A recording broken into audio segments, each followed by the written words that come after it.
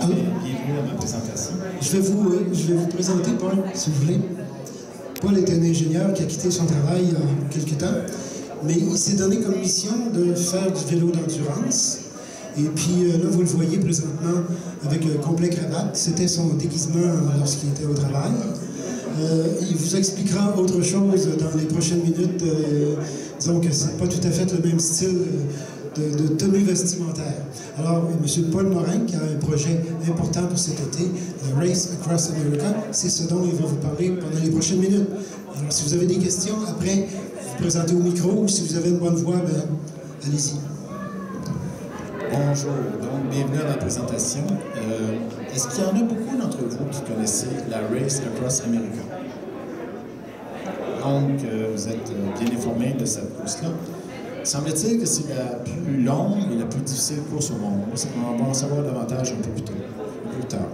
Maintenant, pour moi, c'était réaliser un rêve.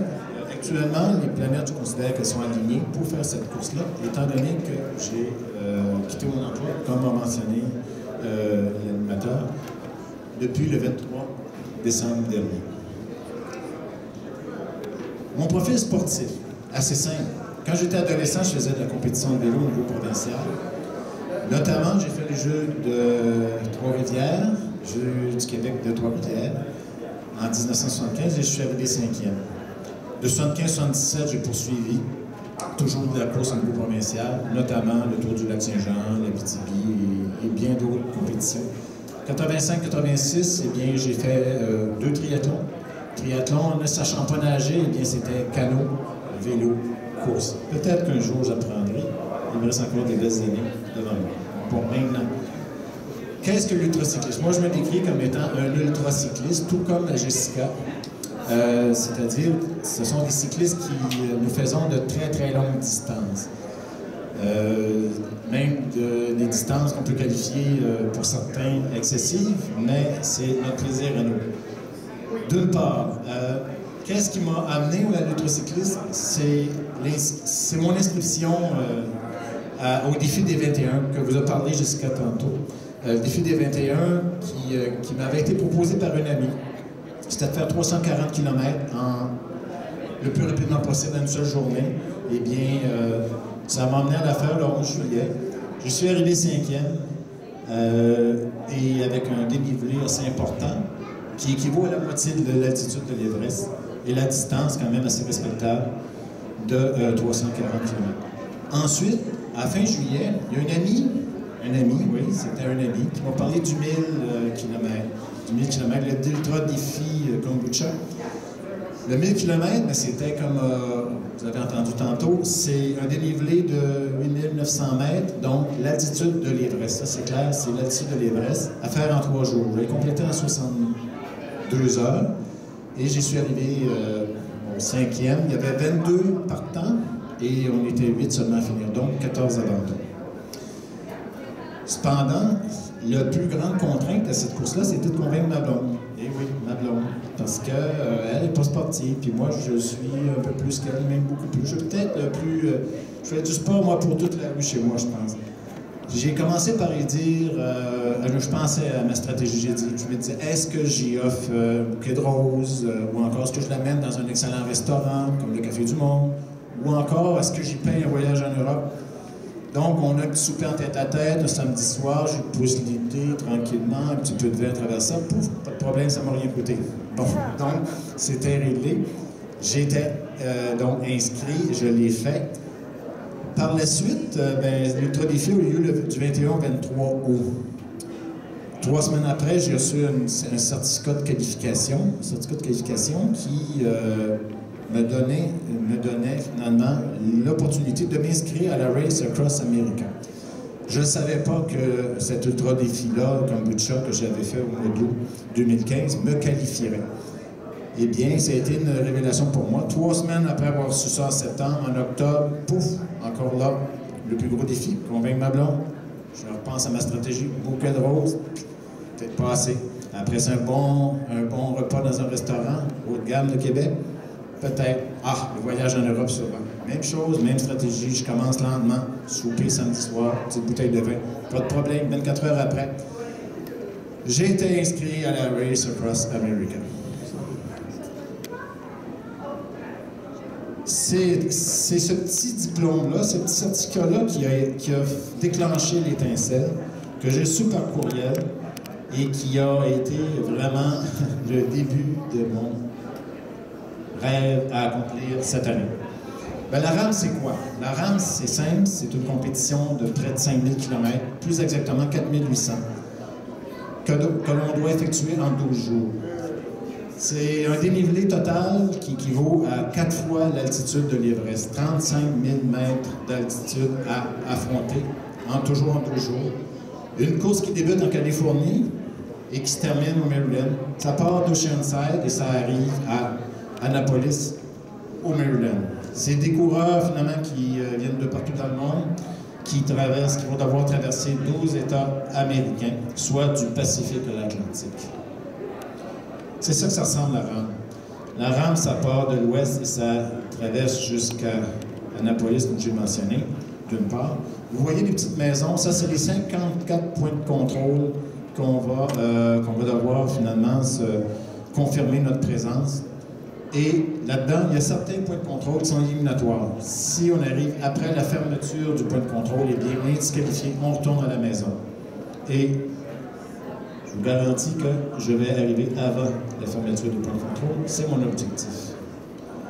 Aussi, la rame, c'est plus de 300 coureurs pour 25 pays, comme j'ai mentionné.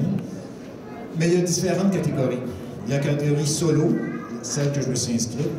Il y a également la catégorie en 2, à 2, à 4 et aussi à 8. Notamment, par exemple, à 8, eh bien, il y a toujours 4 cyclistes qui roulent constamment, mais à tour de rôle, ils se remplacent. Donc, c'est très difficile, assurément. Mais c'est moins difficile qu'en solo parce que les 4800 km, eh bien, moi, je vais les parcourir. En solo, c'est entre 50 et 60 participants. C'est aussi un budget assez important. Un budget qui rôde autour de 50 000 $. En octobre dernier, je pensais m'en sortir pour 15 000. Oh, non, absolument pas. 50 000. Ça inclut les frais des accompagnateurs, les couchers, la bouffe, parce qu'ils exigent qu'on ait 2 véhicules d'accompagnement, ainsi que 4 accompagnateurs minimum. Donc, 2 équipes, une de nuit et une de jour. Donc, à chaque journée, à tour de rôle, les équipes se remplacent. Donc, c'est essentiel. Mais ils recommandent quand même d'avoir 5 accompagnateurs pour optimiser l'équipe. Il n'y a pas de limite maximale. Il y a des équipes qui arrivent à 12, ils arrivent avec 2 VR ou encore 2 autres véhicules d'accompagnement. Donc, ça fait 4 véhicules. Moi, je pars avec 2 véhicules d'accompagnement et 4 accompagnateurs. Actuellement, j'en ai 3 d'identifiés. Je suis à la recherche de mon 4e. S'il y a des gens intéressés, eh bien, on va se parler après la présentation. Rendez-vous disponible et ça va me faire un plaisir d'échanger avec vous pour vous parler des prérequis parce que c'est quand même une aventure importante et qui va être difficile aussi pour les accompagnateurs ainsi que pour moi, naturellement.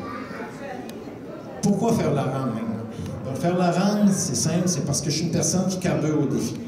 Moi, on m'avait parlé du Sous-Bois 40, j'ai embarqué. On m'a parlé du 1000, j'ai embarqué.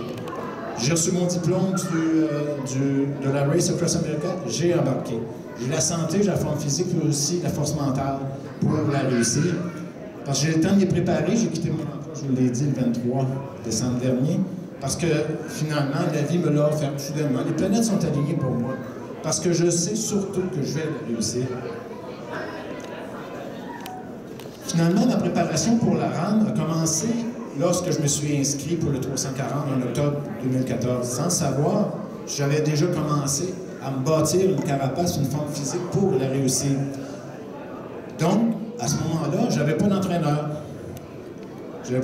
Donc moi, je partais du principe, je vais doubler mes entraînements, je vais courir 2 fois plus, je vais faire 2 fois plus de distance en ski de fond, je vais faire 2 fois plus de vélo. À preuve, je vous montre l'évolution de mon kilométrage de vélo depuis que j'ai commencé le vélo en 2009. Donc, je roulais en moyenne constamment entre 4 et 5 000 km par année. Pouf!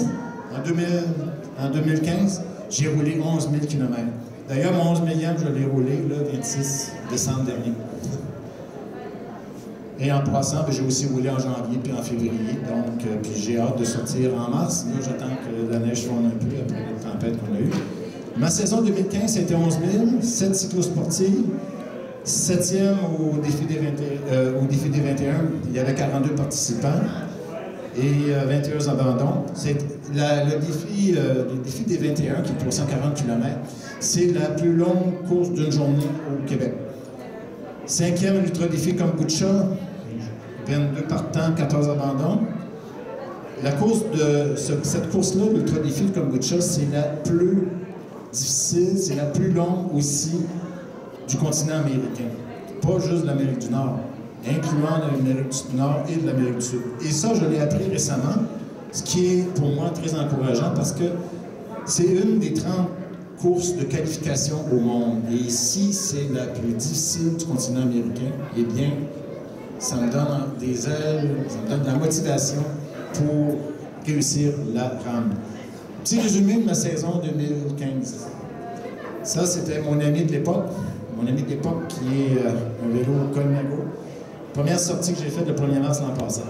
Par la suite, la 7e sortie que j'ai faite, j'ai rencontré quelqu'un. J'étais arrêté le long de la 138 pour prendre une photo. J'arrivais de Donnacona. Moi, je reste à Saint-Augustin. J'étais rendu à Donnacona. J'étais sur le retour vers Neuville. Et j'arrête de prendre une photo du fleuve avec un bateau. Il y a un petit bonhomme vert qui traverse la route 138. Et c'est qui? Eh bien, David Veilleux qui vient me jaser. David reste à Neuville. Il m'avait vu passer une couple de fois. Puis finalement, eh bien, il m'a jasé. Pourquoi je m'entraîne, et ainsi de suite. À ce moment-là, ben, je m'entraînais pour le 340. Et je lui ai dit, bon, ben, je sais que toi, tu as un vélo Colnago, comme moi. J'ai dit, en plus, tu termines tes études en génie mécanique et je suis ingénieur mécanique. Donc, on a au moins 3 points communs. Depuis ce temps-là, on est amis et on communique assez fréquemment ensemble. Maintenant, toujours au mois de mars, des sorties entre amis. Pour m'entraîner dans les côtes, qu'est-ce que je faisais? Je montais le Mont-Bélair. Ça, c'est ma première montée au Mont-Bélair. Vous voyez, 3 antennes, la sortie de Québec à l'ouest. Eh bien, encore là, avec mon vélo. C'était un peu glissant pour se rendre au sommet, mais c'était quand même réalisable. Autre photo, là, durant le défi, l'ultra-défi Kombucha. Enfin, moi en solitaire. Et il y avait 8 points de contrôle durant cette course-là. Et bien, on voit signer un autographe pour les contrôleurs. Et ça, c'était mon dernier défi de l'année, soit le défi du parc de la Mauricie. Maintenant, parcours du défi des 21, vous l'avez vu tantôt. Jessica vous l'a bien présenté. Et maintenant, ça, c'était le parcours de l'ultra-défi. Donc, je le rappelle, c'était 1000 km avec un dénivelé de 8900. Et à Saint-Augustin, l'endroit où j'habite, au Tim Hortons, j'ai eu un comité d'accueil de 7 amis et qui me disait « Go, go, go, l'ultra crinqué ». Et oui, je suis un ultra crinqué naturellement. Pour faire la rame, il faut être effectivement ultra crinqué. Donc, les préparatifs des derniers mois, ça a été d'une part mon inscription à la rame le 21 novembre. En novembre 2015, j'ai parti ma page Facebook Paul Morin Ultracycliste. Décembre 2015, reprise de l'entraînement de façon intensive. Et j'ai inclus, oui, la musculation, le ski de fond, la course à pied et aussi le yoga. Yoga pour technique de respiration, mais aussi pour gagner de la souplesse. Et je m'entraîne environ de 15 à 25 heures par semaine. Le 23 décembre, eh bien, ça a été une grande décision dans ma vie. J'ai décidé finalement, là vous me voyez avec un habit, ça fait 2 mois que je ne l'ai pas mis. 2 mois parce que j'ai décidé de faire autre chose. Et dorénavant, mon habit, ça va être...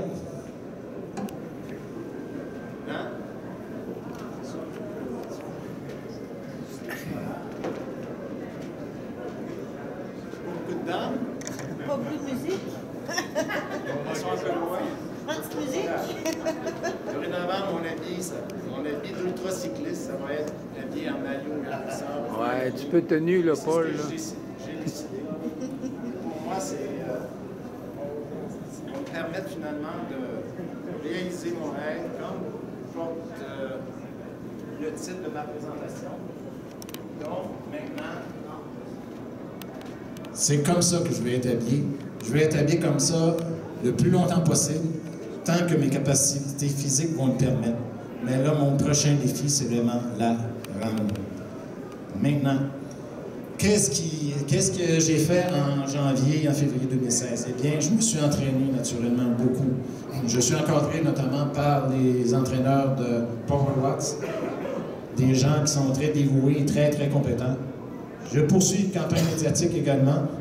Je vais chez l'esthéticienne, oui, l'esthéticienne. Vous savez, les cyclistes, on a les jambes rasées, beaucoup les ont rasées. Mais moi, c'est pas pour les jambes.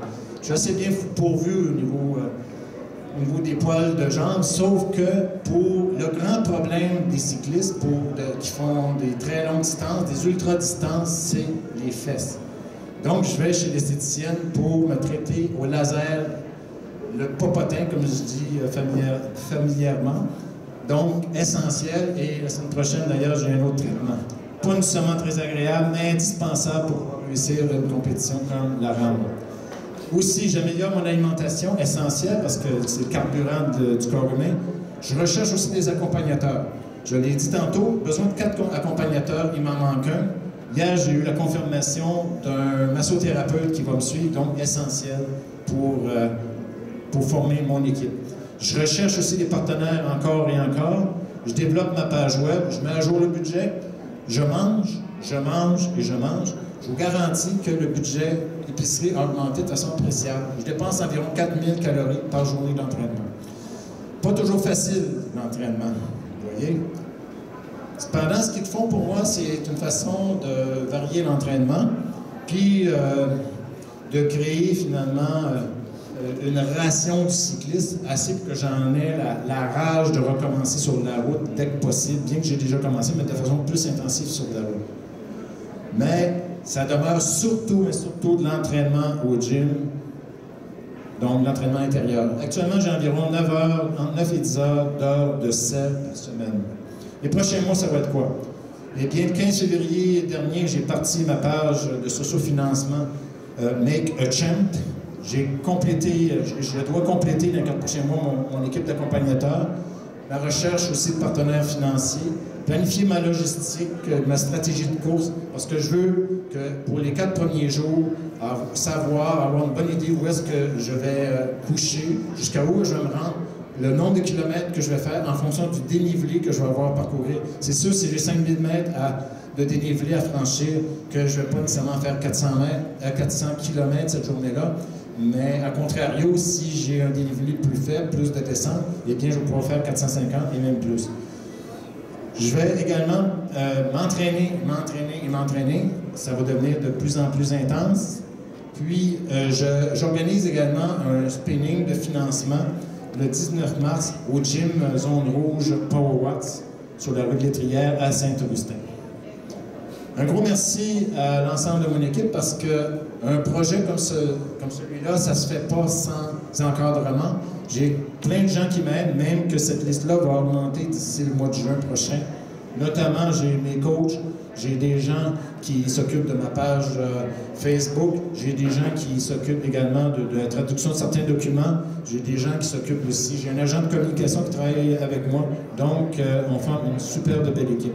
Merci également à mes 12 partenaires financiers, mes 12 commanditaires qui sont notamment présents ici à Zone Rouge Power Watts, également la boutique Le Pédalier qui va s'assurer finalement de prendre soin de mon meilleur ami, parce que mon meilleur ami, je ne vous l'ai pas présenté, c'est lui.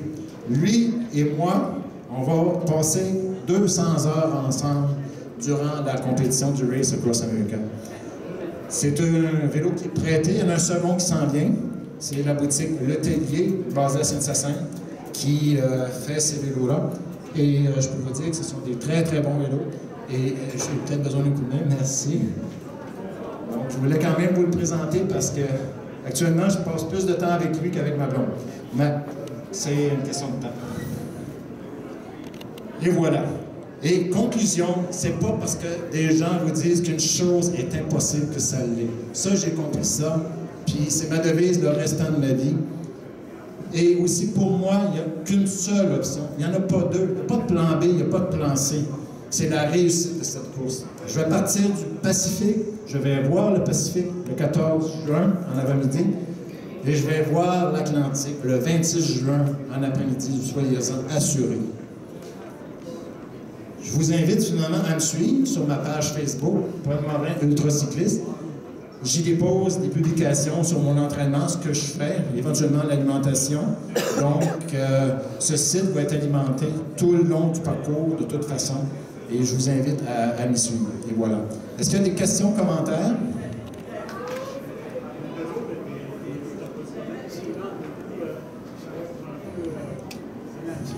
On me demande si le vent va créer un handicap, que mes roues vont créer un handicap s'il y a des vents de côté notamment.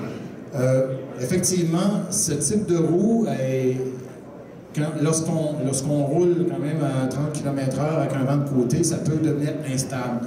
Sauf que je vais quand même prévoir d'avoir des roues avec un profilé moins important là, pour pouvoir faire face à la musique. Parce que oui, la grande contrainte d'une course comme celle-là, c'est oui, la fatigue, le manque de sommeil, l'alimentation, mais aussi la météo. Et ça, on ne peut pas la prévoir. C'est simple, il va y avoir du vent, il va y avoir de la pluie, il va aussi y avoir de la chaleur. 45 degrés Celsius dans la Death Valley, dans le désert. Donc, c'est sec cependant, mais c'est quand même chaud. Donc, boire tout le temps. Et voilà. D'autres questions, commentaires? Oui, monsieur? La plupart des participants là, mentionnent que la grande difficulté, c'est les accompagnateurs. C'est pire que d'avoir à rouler soi-même. La grande difficulté, ça fait... La réussite d'une course comme ça, c'est une question de préparation. C'est une question d'organisation. L'équipe est essentielle. Moi, lorsque mon équipe va être constituée de 4 accompagnateurs, c'est clair, un des prérequis, c'est la disponibilité de sessions de travail. On va planifier ça ensemble. Je vais avoir mon chef d'équipe, assurément. Mais c'est clair que tout le monde va devoir ramer dans la même direction. Puis, j'en suis convaincu, tout le monde va devenir fatigué. Moi, je vais devenir fatigué. Après 4 jours, ils vont devenir mes cerveaux. Puis, mon chef d'équipe va être mon cerveau principal. C'est lui qui va trancher. Donc, conséquemment, il est essentiel qu'on forme un tout. Moi, l'ensemble des gens qui vont m'accompagner, je vais rouler avec eux, je vais passer des heures avec eux, puis je vais travailler avec eux avant. Ça va être hyper organisé, soyez-en assurés. Donc, je sais que c'est possiblement la principale contrainte, aussi importante que peut être la nutrition et une mauvaise préparation physique et mentale pour une course de cette nature-là. Tout à fait d'accord avec vous. Autres commentaires, autres questions? Oui, monsieur? Qu'est-ce que je mets? Ça dépend de la température. S'il fait très chaud, ça va être de l'eau et des électrolytes.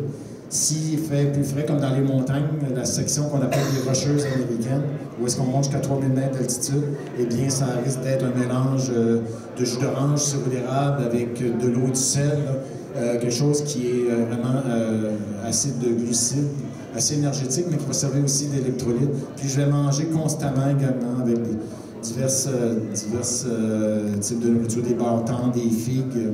Et à cet effet-là, je rencontre justement un nutritionniste qui a déjà pas alimenté, mais conseillé des athlètes olympiques cette semaine.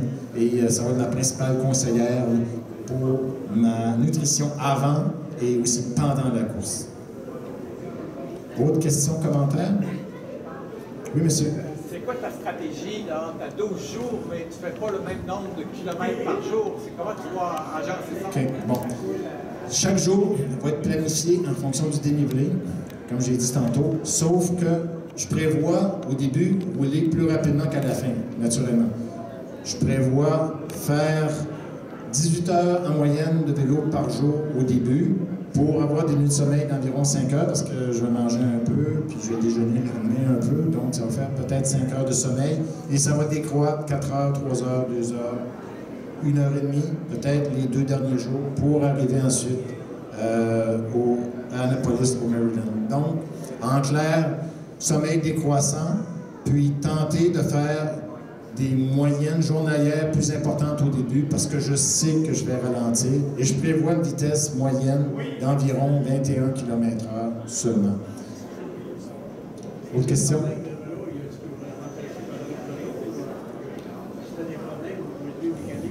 Ça va être mon vélo de spare, dans le sens qu'il va servir pour les pièces de rechange. J'en ai un qui arrive le 15 mars, la même compagnie qui me prête un vélo, qui va être plus profilé.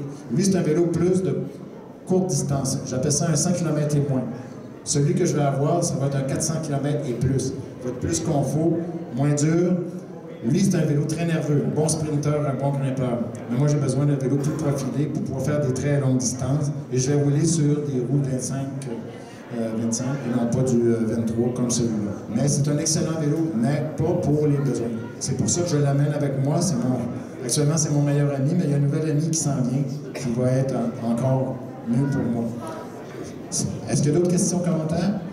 Oui. Les véhicules d'accompagnement, c'est des motorisés, c'est des... Non. Moi, j'ai fait le choix de ne pas avoir de véhicule récréatif. J'ai fait le choix d'être suivi par des grandes caravanes seulement. Il faut coucher dans des motels. Et il va y avoir des nuits qu'on va coucher. Mes accompagnateurs vont dormir sur leur siège et moi sur la banquette arrière. Pas beaucoup, mais quand on traverse le désert, il n'y a pas beaucoup d'hôtels. Donc, ça, oui, ça va être inconfortable pour tout le monde, mais c'est prêt à payer pour vivre une expérience comme ça. Parce que oui, ça va être une excellente expérience pour moi, mais les gens qui vont m'accompagner, vont vivre quelque chose d'exceptionnel, assurément. Autre question, commentaire? Oui? Qui oblige les participants à arrêter un certain nombre d'heures par jour. Il y a déjà eu cette obligation-là. Selon la lecture de la réglementation, actuellement, il y en a dans leur stratégie, les 2 premières, ils roulent 48 heures sans dormir.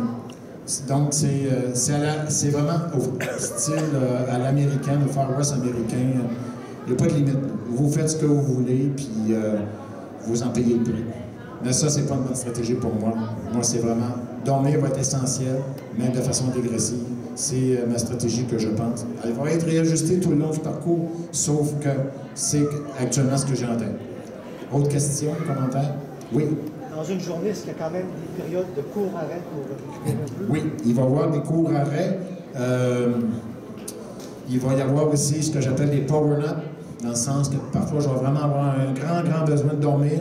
Donc, ça va être un petit 15 minutes, puis ils vont avoir le mandat de me réveiller, puis ah ouais, roule, continue. Parce que le support de mes gens, ça va être aussi un support mental. Donc, pour répondre à la question, oui, il peut toujours avoir des arrêts, il va en avoir, mais je vais manger fréquemment sur le vélo. Ils vont m'alimenter, ils vont me passer des bâtons, ils vont me passer des figues en roulant. Je vais boire en roulant, les bidons vont se passer entre les véhicules d'accompagnement et moi constamment. Puis il va y avoir certains arrêts, c'est impossible de faire 18 heures sur le vélo. Et donc, pour répondre à la question, oui, tout à fait. Est-ce que les blessures mineures peuvent t'arrêter ou tu vas rouler pareil même si tu as des blessures mineures? J'ai pas entendu la question, je m'excuse. Si tu as des blessures mineures, Est-ce que tu préfères rouler quand même ou si tu vas t'arrêter? Si c'est des blessures mineures, moi je continue. Pour que j'arrête, il faudra vraiment que ça soit majeur. Parce que je suis doté d'une très grande endurance, une très grande tolérance à la douleur. Et toute l'énergie que j'ai mis, puis le cœur que j'ai mis à me préparer, que je mets encore pour me préparer à cette course-là, il va falloir que ce soit une méchante blessure pour que j'arrête, assurément. Je vous inviterai, si vous voulez continuer à vous entretenir avec Paul, si on veut respecter notre horaire, on a déjà un petit 5 minutes qu'on traîne depuis tantôt. Alors, merci Paul. Et bonne chance avec le Race Across America. Je vous invite à rester maintenant avec nous parce que si on parle de vélo longue distance en particulier, il faut mettre aussi en pratique certains petits trucs que notre ami, notre prochain conférencier va nous expliquer. Alors, Nicolas Poirier va s'installer, puis on va revenir dans une